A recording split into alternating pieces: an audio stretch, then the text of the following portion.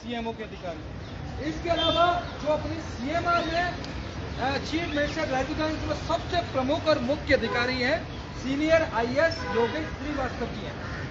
मेरा ध्यान सुना सभी की सभी माननीय मुख्यमंत्री महोदय के सबसे सीनियर कंसल्टेंट सीनियर आईएएस हैं जो पूरा सीएमआर का उनका कार्यभार देखते हैं और जितने भी जो प्रमुख वार्ताएं डेलीगेशन होती हैं वो करते हैं श्रीमान योगेश श्रीवास्तव जी। तो सीएमओ के पहले हमें सीएमआर ले जाया गया, वहां पर कोई मीटिंग चल रही थी जिसके दौरान क्योंकि समय की कमी थी और हमें तुरंत प्रभाव से चीफ मिनिस्टर ऑफिस यानी सीएमओ ले जाया गया।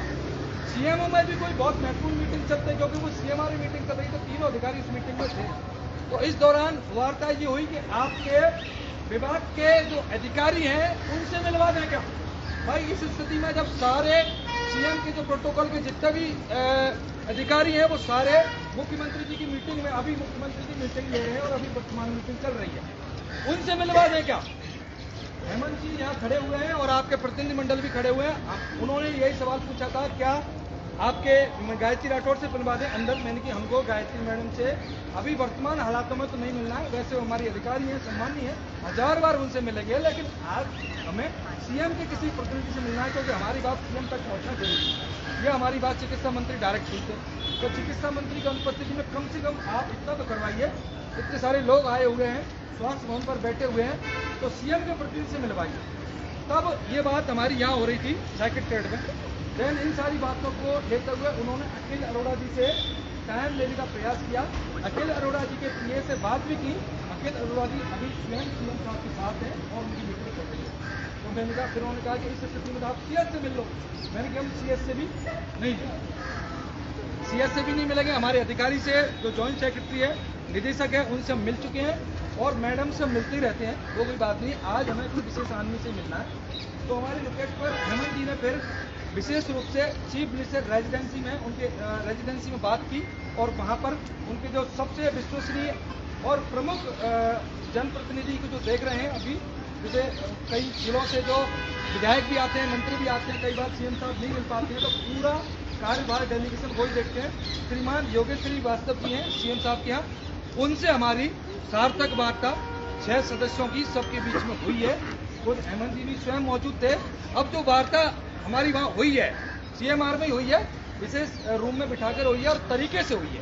मैं मानता हूँ कि इससे पहले मैं एक 5 फरवरी की वार्ता में गया था विधानसभा में, और इसके बावजूद भी आप 17 तारीख को जो आपकी वार्ता हुई थी, आप में से साथी गए थे ना 17 तारीख की वार्ता के लिए। मैं मानता हूं कि आज की जो वार्ता है वो पहले की वार्ताओं से कहीं ज़्यादा सक्षम तरीके से हुई है और अच्छी तरीके से भी हुई है और बात को सुना भी है और पूरी करवाने के लिए माननीय मुख्यमंत्री जी से विशेष रूप से कहा मैं पर्सनल डिस्कस करूंगा और इस पर उम्मीद करता हूं कि जल्दी कुछ आपको परिणाम निकाल कर भी दूंगा। भाई उन्होंने ये बात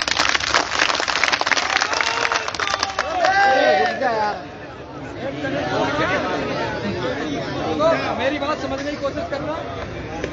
जो भी बात मैं आप लोगों के बीच में रख रहा हूँ, आप उसका अपने विवेक और बुद्धि से प्रयास करना। किसी भी तरीके से कोई व्यक्ति मेरी बात को लेकर भ्रमित होने से बिल्कुल बचना।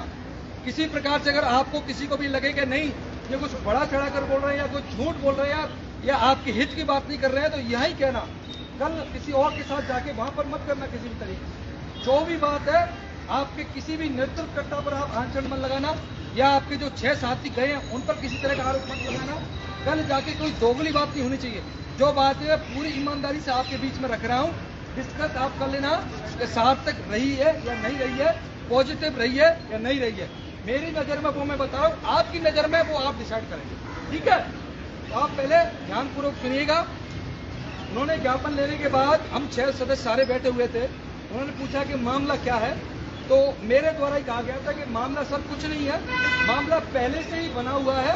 जिस तरीके से राजस्थान में आज संविदा कर्मचारियों की संख्या, राजस्थान में मेडिकल के छोटे से बड़े संस्थान पर संविदा नर्सेज, पैरामेडिकल, फार्मासिस्ट कर्मचारी कार्य कर रहे हैं और वर्तमान में उनको 7,000 रुपये नौकरी दी हुई है और मांग सिर्फ इतनी सी है कि आप पूर्व भर्तियों की तरह, पूर्व के नियमों की तरह नर्सिंग भर्ती 2013, 18 और 23 की भांति ही 23 को अभी राजस्थान सरकार ने अभी उनको नियुक्ति देने का कार्य किया है, वो कंप्लीट भी नहीं है। उनकी भांति हमें परमानेंट करवाने के लिए हम जो नियम बने हुए हैं उनमें आप परिवर्तन कर रहे हैं। हम नहीं चाहते कि उनमें किसी तरीके का परिवर्तन किया। मेरे द्वारा ये बात सर्वप्रथम रखी गई है, इसके गवाह हैं आप पांचों व्यक्ति। भाई आप एक बार हाथ उठा कर पांचों के पांचों कोई बात ना दो। किसी भी तरीके की मैं कोई भी बात झूठ बोलूं तो कसम है आप पांच के पांचों को आप यहीं मेरे मुंह पर कहने की ताकत रखना और हिम्मत रखना। कोई भी बात झूठ बोलूं तो उसको पांचों को यहीं बोल देना। उसके बाद उन्होंने कहा था कि अच्छा ये मामला है कि पूर्व में क्या होता था। मैंने कहा सर 1965 में आज से 16,000 साल पहले संविधान नर्सेज पैरामेडिकल विभिन्न कर्मचारियों को नियमित करवाने के लिए 1965 के नियमों में संशोधन किया गया था और वो नियम ऐसे बनाए थे कि मेरिट प्लस बोनस से। तो उन्होंने इस लैंग्वेज को ऐसे समझ लिया कि एग्जाम बनाने के बाद मेरिट से। मैंने कहा नहीं सर, एग्जाम तो परीक्षा लेने आने के बाद वो एग्जाम से मेरिट बनाना अलग तरीका होता है। यहाँ पर मेरिट को मैंने डिस्क्राइब भी किया था कि मेरिट यहाँ पर जो हमारी 12th की क्वालिफाई परसेंटेज होता है उसका और जो हमारा प्रशिक्षण है 3 या 4 साल का उसका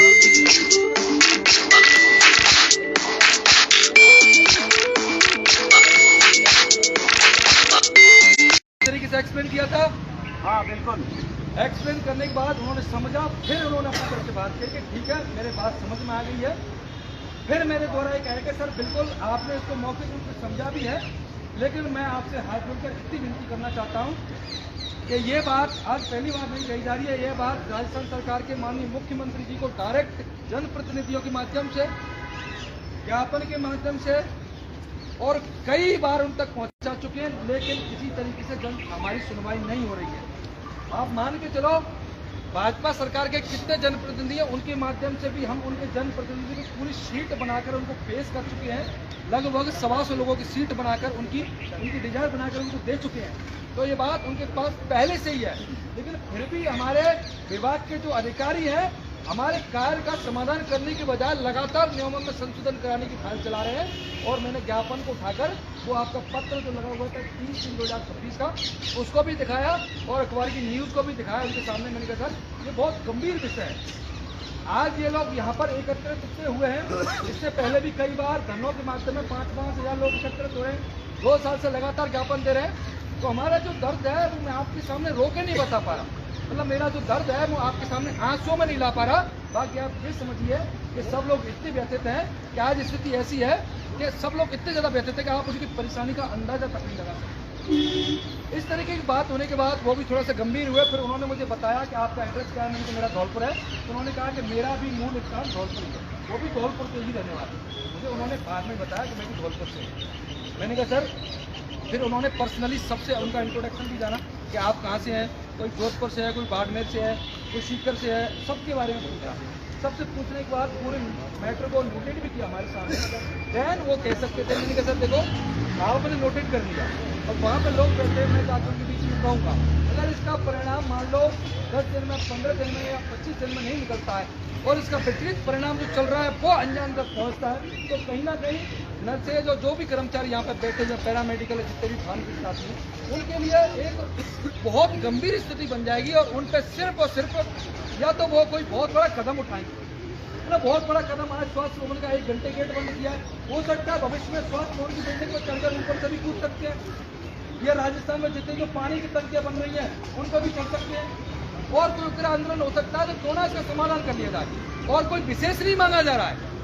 आप मुख्यमंत्री जी को ये समझाइए, ये देखिए कि कोई विशेष अलग से नहीं मांग रहे हैं। जो सरकार पहले से देती आ रही है वही मांग रहे हैं। कुछ चेंजेस नहीं करवा रहे हैं। जो बना हुआ है उसी को यथावत रखते हुए मांग रहे हैं। तो इतनी सारी बातें हुई हैं। और इससे पहले जैसे मैं एक बार गया हूँ, आप भी कई बार गए, कई बार आप रोज भी जाते हैं। मुझे नहीं लगता कि इससे पहले इतनी बातें अपनी किसी के बीच में हुई है। इतनी बातें हुई हैं और उन्होंने आश्वस्त भी किया है। और मैं कहता हूं अब इसका अवलोकन आप अपने हिसाब से कीजिए कि अब अपन को किस तरीके से करना। मैं अपनी राय बता देता हूं आपको। मेरा ही मानना है कि ये स्वास्थ्य भवन यहीं की यहीं है। पुलिस प्रशासन के सीनियर अधिकारी हमारे बीच में बैठे हुए हैं। मान लो हम समय लेकर थोड़ा सा इसको समय दें और अपना प्रयास जारी रखते रहें। दूसरा प्रयास जैसे हमारा आंदोलन का लगातार चल ही रहा है, एक धरना वो चल ही रहा है, क्या वो किसी भी परिणाम तक पहुंचा है वो भी चल रहा है। एक दूसरे धरने की तैयारी हम कर रहे हैं, उसकी परमिशन हमने लगाई दी है। मिल गई है परमिशन, चलो ये भी इसके लिए आपको ताली बजानी चाहिए कि दूसरे धरने किसी भी जगह पर किसी भी तरीके से कमजोर नहीं है। आंदोलन आपका जो पहले था वो आज भी जारी है और जब तक आपकी लड़ाई समाप्त नहीं होती है तब तक अनवरत अनप्रयास जारी रहेगा। रहेगा कि नहीं रहेगा? तो मेरा ही मानना है कि जिस उद्देश्य के लिए आज हम यहाँ एकत्रित हुए, आज आपने जिस उद्देश्य के लिए वो लगभग अब पूरा हो चुका है। फिर भी आपको किसी को भी ये लगता है, मैं नहीं मानता कि किसी आप कोई बड़ा ही आदमी हो, किसी भी बहन को, किसी भी भाई को, छोटे व्यक्ति को, 1 साल वाले को, 2 साल वाले को, 3 साल वाले को, 4 साल वाले को, किसी भी कैडर विशेष को, नर्सेज को, पैरामेडिकल को, वाहन विशेष को, किसी को भी लगता है कोई भी बात मन में, आप सार्वजनिक रूप से अपना विचार रखें। मैं आपको विश्वास दिला रहा हूं कि हमारा निर्णय आप सभी से किसी प्रकार से भिन्न नहीं होगा। आपका जो निर्णय होगा वही हमारा होगा। लेकिन इस बात का विशेष ध्यान रखना कि आंदोलन के जो स्टेप्स होते हैं उसी स्टेप से अपन चल रहे हैं और आपका आंदोलन बहुत शानदार दिशा में चल रहा है। बस दिशा देने की आपको जरूरत है, बहुत अच्छी दिशा में चल रहा है। आपको इस दिशा में चलने की जरूरत है। अब निर्णय की बारी आपकी है। मैंने अपना जो निर्णय था, मेरा जो विवेक था वो आपको बता दिया। अब क्या डिसाइड करना है अपन मिल बैठ के डिसाइड करें। ठीक है दोस्तों? परमिशन कब की है? परमिशन कब की है? मेडिकल कॉलेज के SMS के गेट नंबर 3 पर 1 पर 3 पर जो मुख्य द्वार है मेडिकल कॉलेज का, वहाँ हमने 2013 भर्ती का सबसे पहला धरना लगाया था। 18 दिन की स्ट्राइक की थी। उसके बाद 2018 के लिए भी कई बार बैठे हैं और यही स्वास्थ्य भवन था। 29 मई 2015 को जब स्वास्थ्य भवन का घेराव किया था, उस पर हम 16 जने सेंटर जेल काट गए थे। तब मैं 35 दिन उसी धरने में बैठा था और उसके बाद 18 को पूरा करवाने के लिए वहीं धरने में बैठे थे और 23 में जरूर हम बाहर निकले। कई बार वहाँ बैठे, कम से कम 20 बार। राकेश जी अपना बहुत अच्छा धरना बोलते हैं। अब समय पे आपको तैयार करके किस तरीके से बैठना, किस तरीके से चलना, वो बात की बात है। अब आज का क्या कार्यक्रम डिसाइड है, इसी तरीके से कोई बात हो तो अब आगे की आप बात करें।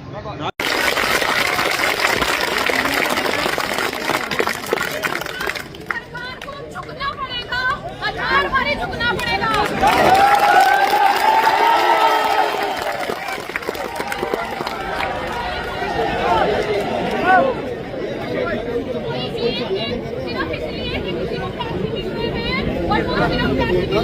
एग्जाम कराने के लिए, कोचिंग चलाने के लिए इस व्यवस्थाओं को सिर्फ हवा बनाई गई है। सरकार भी कोई इस मोड में नहीं होगी वो एग्जाम ही कराए, एग्जाम नहीं कराएगा।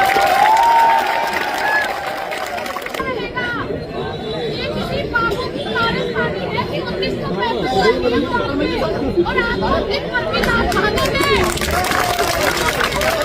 ये किसी बाबू की कारस्तानी है, समझो इस बात को।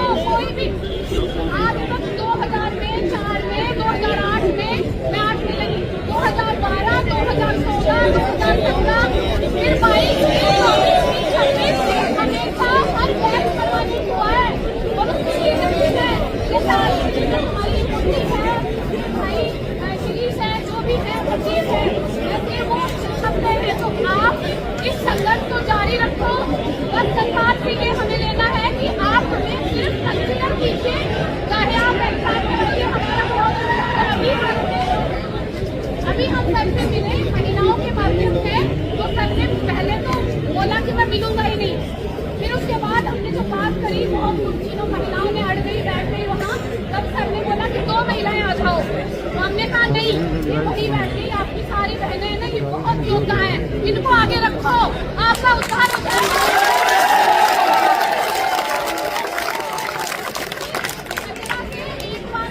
अधिकारी का कोई भी थोड़ा सा सॉफ्ट कॉर्नर होता है, मानते हो ना? तो ये सारी महिलाएं वहाँ पे बैठ गई। सबको अंदर बुलाया, सर ने सबसे बात की। सर को सारी पीड़ा इसी तरह से समझाई गई कि सर ये कोई इस तरह का कोई वो नहीं है, सरकार लेती है। अब सरकार क्यों लेती है? ठेका बनता बंद करो, ठेका बनता बंद कर दो। हम हमारे एग्जाम में जो एक बार नर्सिंग किया वो 3-4 साल तैयारी कर लेगा और वो पढ़ाई भी ढंग से करेगा। तो सर ने उसमें बाकायदा लिखा है। मैंने कहा सर आप सबने कहा सर आप अपनी तरफ से रिकमेंडेशन कर दो। पहले तो वो सोच रही कि मैं क्या कर दूँ अकेला। मैंने कहा नहीं, आप हमारे डायरेक्टर हो, आप अपनी तरफ से लिख दो, आगे फाइल चलेगी। आप तो ये लिख दो ना कि इनको कंसिडर किया जाए या इनका हम हकदार हैं कि नहीं। काम कर रहे हैं तो हकदार हैं, एक तरफ को आप काम में लगा रखे हो। इतनी हिम्मत है तो हटा दो ना सबको।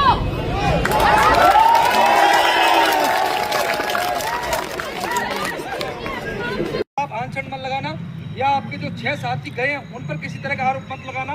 कल जाके कोई दोगली बात नहीं होनी चाहिए।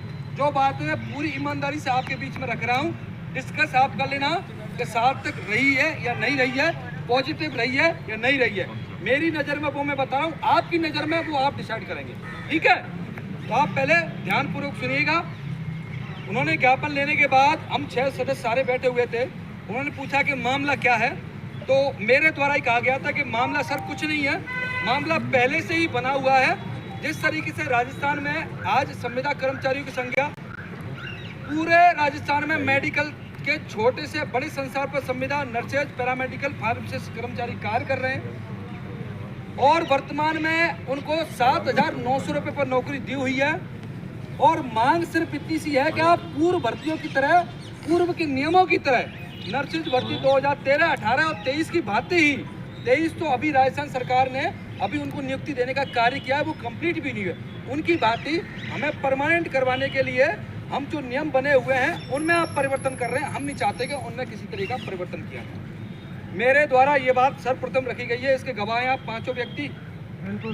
भाई आप एक बार हाथ उठाकर पांचों के पांचों फीमेल का महिला किसी भी तरीके की मैं कोई भी बात झूठ बोलूं तो कसम है आप 5 के 5 को आप यहीं मेरे मुंह पर कहने की ताकत रखना और हिम्मत रखना। कोई भी बात झूठ बोलूं तो 5 को यही बोल देना।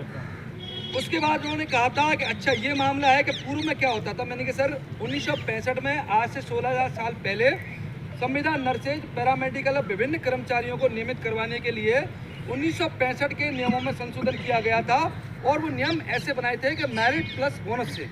तो उन्होंने इस लैंग्वेज को ऐसे समझ लिया कि एग्जाम बनाने के बाद मेरिट से। मैंने कहा नहीं सर, एग्जाम तो परीक्षा लेने आने के बाद, वो एग्जाम से मेरिट बनाना अलग तरीका होता है। यहाँ पर मेरिट को मैंने डिस्क्राइब भी किया था कि मेरिट यहाँ पर जो हमारी 12th की क्वालिफाई परसेंटेज होता है उसका, और जो हमारा प्रशिक्षण है 3 या 4 साल का उसका, उन प्रशिक्षण की मेरिट बनाकर उसका हाफ किया जाता है। देन फिर हमें अपने कार्य के हिसाब से प्रत्येक वर्ष का 10, 20, 30 अधिकतम बोनस अंक देने के बाद उसकी मेरिट सूची बनाई जाती है, तब हमारी चयन प्रक्रिया पूरी होती है। इस तरीके से मैंने एक्सप्लेन किया था, पूरी तरीके से एक्सप्लेन किया था। हाँ बिल्कुल।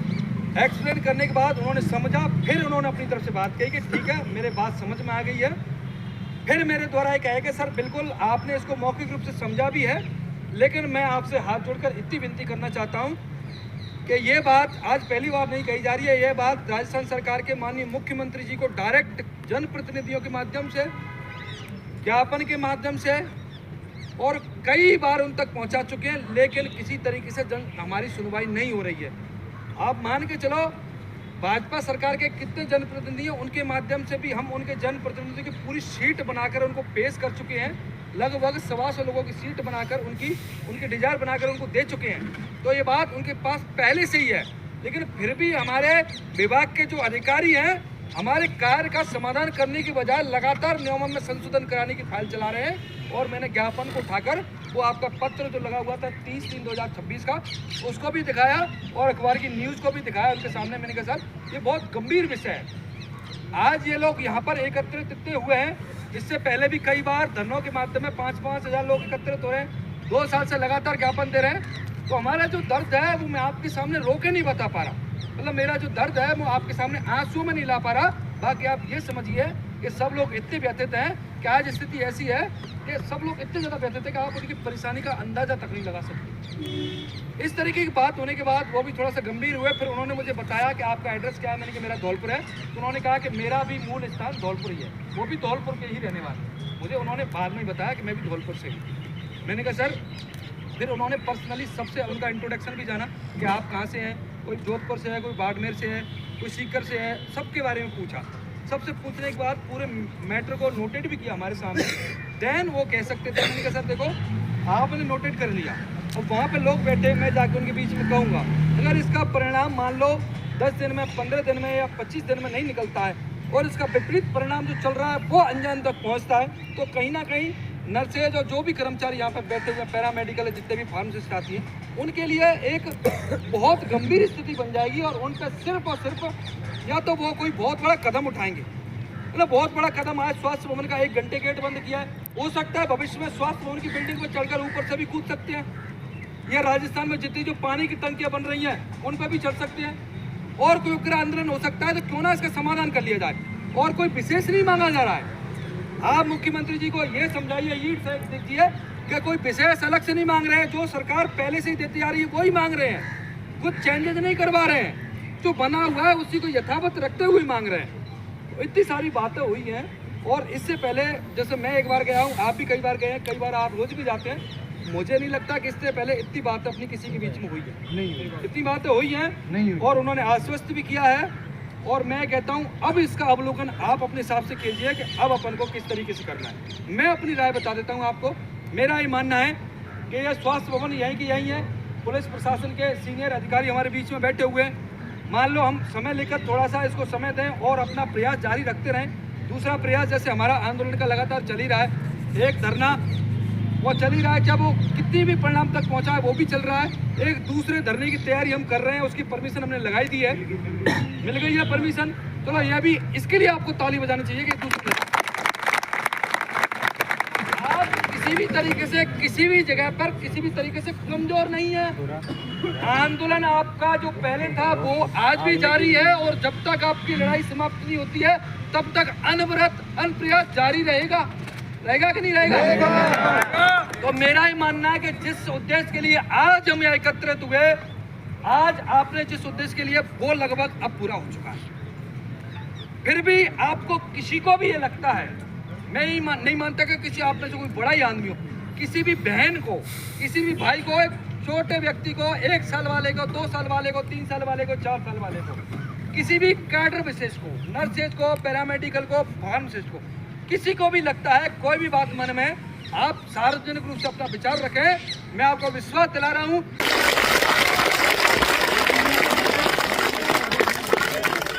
सरकार को झुकना पड़ेगा, 1000 बार झुकना पड़ेगा।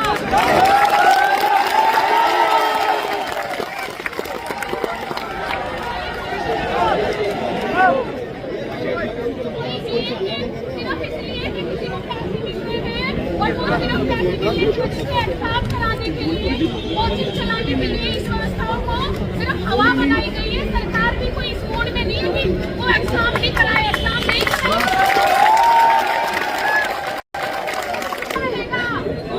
ये किसी बाबू की कारस्तानी है कि 1965 और आप दिन भर की बात मानोगे।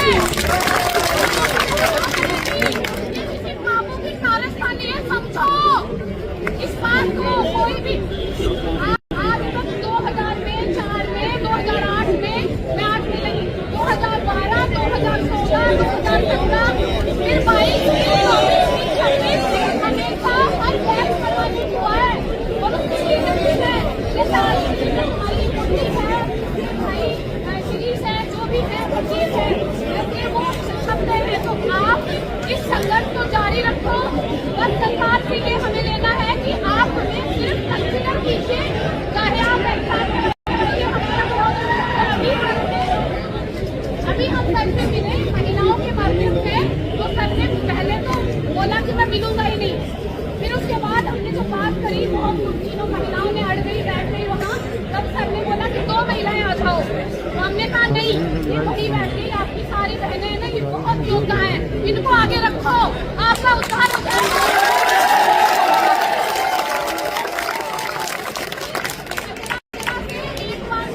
अधिकारी का कोई भी थोड़ा सा सॉफ्ट कॉर्नर होता है, मानते हो ना? तो ये सारी महिलाएं वहाँ पे बैठ गई थी, सबको अंदर बुलाया। सर आप अपने साथ, सर आप अपनी तरफ से रिकमेंडेशन कर दो। पहले तो वो सोच रही कि मैं क्या कर दूँ अकेला, मैंने कहा नहीं, आप हमारे डायरेक्टर हो, आप अपनी तरफ से लिख दो, आगे फाइल चलेगी। आप तो ये लिख दो ना कि इनको कंसिडर किया जाए, या इनका हम हकदार हैं कि नहीं, काम कर रहे हैं तो हकदार है। एक तरफ तो आप काम में लगा रखते हो, इतनी हिम्मत है तो हटा दो ना सबको।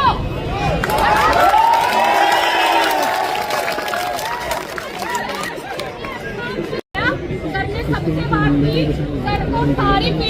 तरह से समझाई गई कि सर ये कोई इस तरह का कोई वो नहीं है, सरकार लेती है। अब सरकार क्यों लेती है? ठेका बनता बंद करो, ठेका बनता बंद कर दो। अब हमारे एग्जाम में जो एक बार नर्सिंग किया वो 3-4 साल तैयारी कर लेगा और वो पढ़ाई भी ढंग से करेगा।